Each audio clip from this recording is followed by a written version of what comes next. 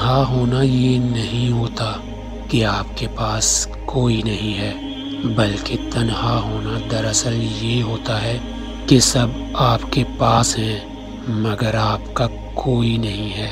کاش میرے لفظوں میں اتنی طاقت ہوتی کہ میں تمہیں اپنا قیدی بناتا اور پھر تمہیں ویسے تنہا چھوڑ دیتا جیسے تم مجھے چھوڑ کر تڑپایا کرتے ہو۔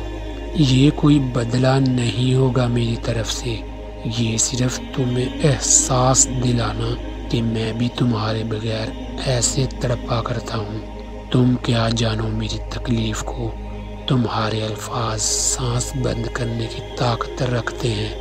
اگر عورتیں بھی غیرت کے نام پر مردوں کو قتل کرتی تو مرد صرف بیالوجی کی کتابوں میں ملتے۔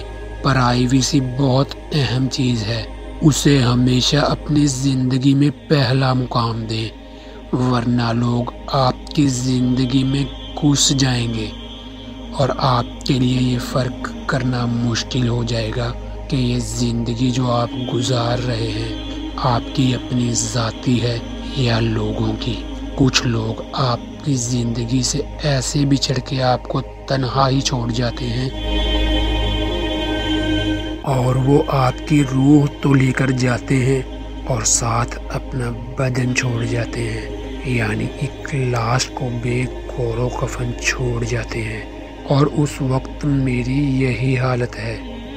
اچھے لوگوں کو اگر ٹھوکر مارو گے تو وہ ٹوٹیں گے نہیں بلکہ تمہاری زندگی سے نکل جائیں گے اور تمہاری پہنچ سے دور چلے جائیں گے۔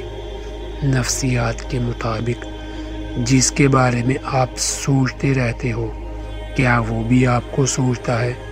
3 خاص نشانیاں جب آپ مصروف ہوں اور وہ اچانک یاد آنے لگے، جب انٹرنیٹ، سوشل میڈیا یا کہیں بار بار اس کا نام آپ کو دکھائی دے، جب آپ کی آنکھ بڑکے جو آپ کو مرنے کے لیے اکیلا چھوڑ دیں، تو پھر آپ کو بھی چاہیے کہ انہیں اپنے مرنے کی خبر بھی نہ دیں۔